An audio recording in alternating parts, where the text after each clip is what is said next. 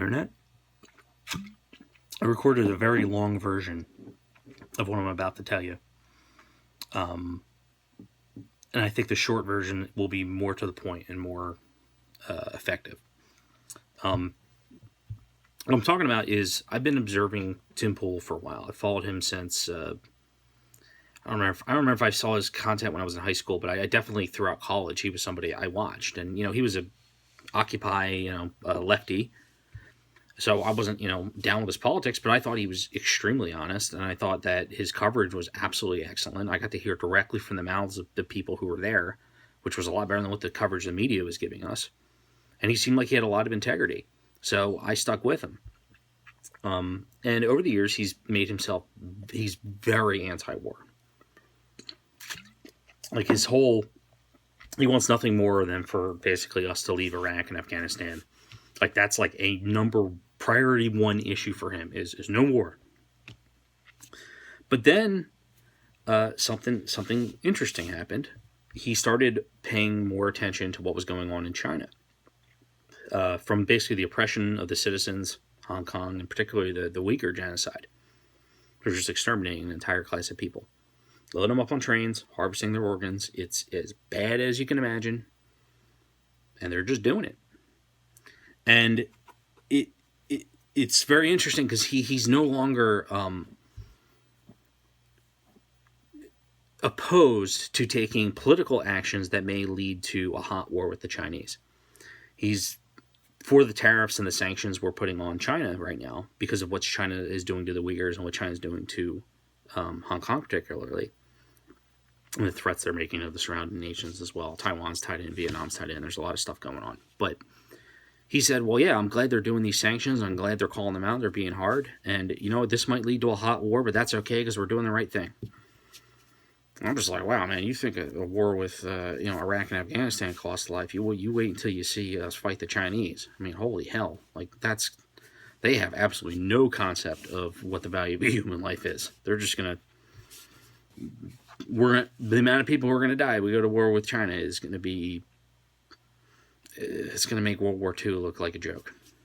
Even if the casualties are mostly on the Chinese side, there's going to be an unbelievable amount of people who die. And he was okay with risking that because he thought, the genocide's occurring. Like, what do you do? What do you do? Like, you have to do something about that. And maybe that pisses them off and it leads to a fight. And it reminded me of something Bill Whittle had said. And I don't know whether he came up with this or he had been told it, but I remember hearing it from him. I know it was him. It was basically said, if you have a Free Tibet bumper sticker on your car, right next to it, you better have a United States Marine Corps bumper sticker. Because if you want to free Tibet, that's how you're going to have to do it. And that stuck with me. Because I think, unfortunately, it's true. And that's scary. That basically, when a powerful regime like China is on the march, the only thing stopping them is physical conflict. And right now, physical conflict with China is so costly with whoever they end up fighting, even India or the United States or Russia. They've had their spats with Russia. Nobody wants to fight them because they know what it'll cost them.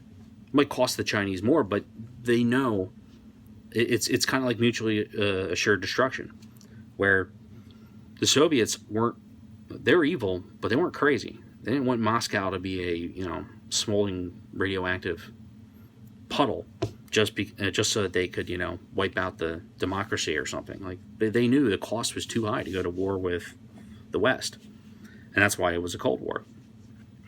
China, on the other hand, it's different. They're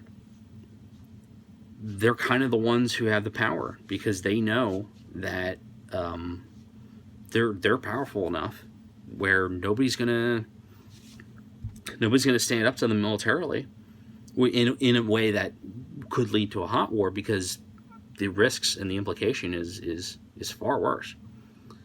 Now, hopefully they have enough respect for us where they realize that we will do far more damage to them than they can do to us. But they don't necessarily believe that. They're certainly working in our culture to undermine that.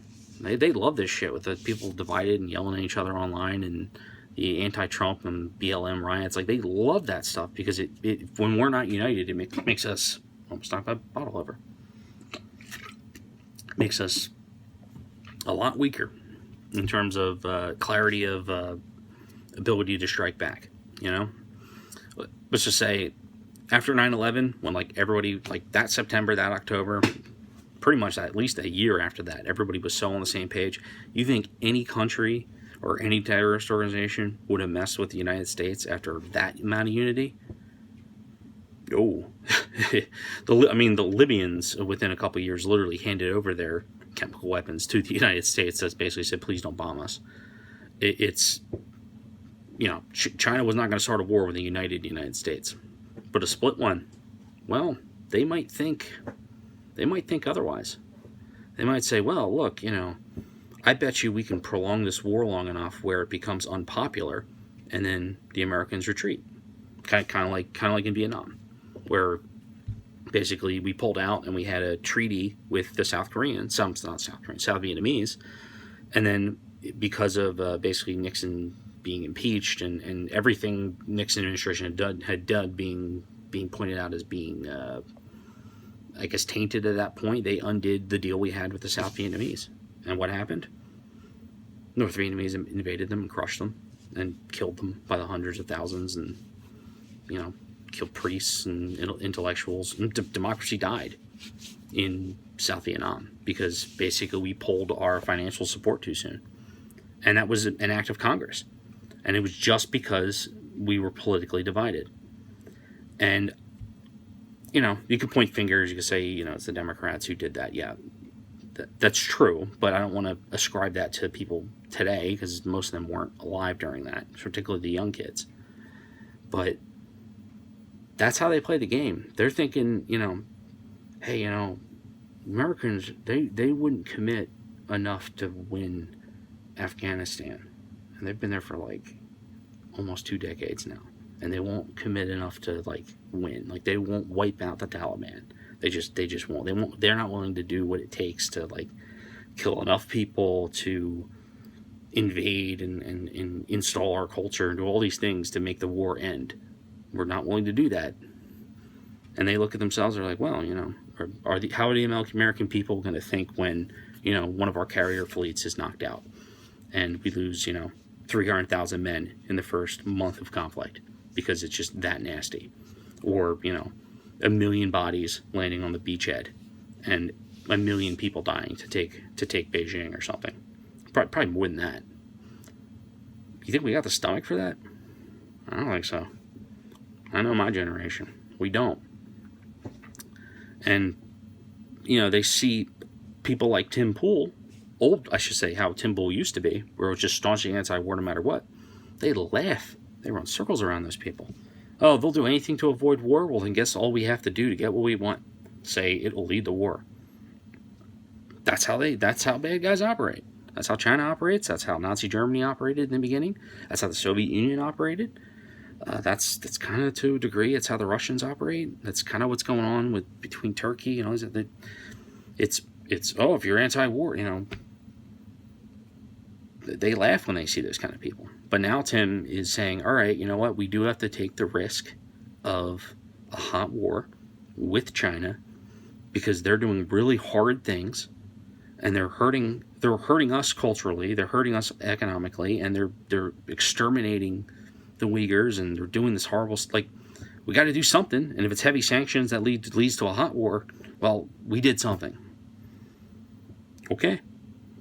But I'm encouraged that he's evolved to that type of position, because I think probably 10 years ago I couldn't have possibly convinced Tim Pool that there was a reason to go to war with China at any point ever, or that we needed actually a more powerful military than what we had at the time 10 years ago.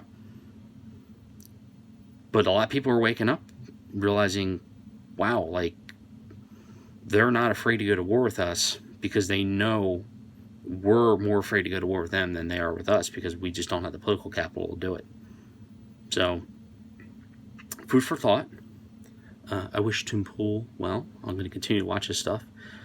He's he's gotten better I'm going to say every week since late 2014. Something changed. And he started doing his own thing. He covers a lot of stories that you just don't, the main media, they just don't talk about it. Like really important stuff. Like he's the one who's covered the voter fraud things. I'm getting off topic here, but like he's like one of the only people talking about it. It's like him and like Cassandra Fairbanks and like these other like alt media people. They're like, oh yeah, by the way, a massive voter fraud happened in New Jersey. You think the average CNN viewer knows that? You think the average MSNBC person knows that? You think the average Fox viewer knows that? I mean, they might, because like Sean Hannity's talked about it. But if you're somebody who just watches the news, they don't really cover that stuff. None of them do. So, but Tim, man, he's on top of a lot of this stuff. And I'm not saying I always agree with him or anything, but it was just fascinating to see him come around on an issue like that. Something that he holds as part of his character, that he's anti-war, and then kind of almost taking a realist approach. That might not even be the right word, but a more nuanced approach to saying, look, there are things worse than war. And to be so afraid of war, let's just say the fear of war is far more damaging than any saber-rattling or belligerence until I've been talking too long. So, that's it. If you're not subscribed to Tim Pool's channel, do so, because it's great. That's all.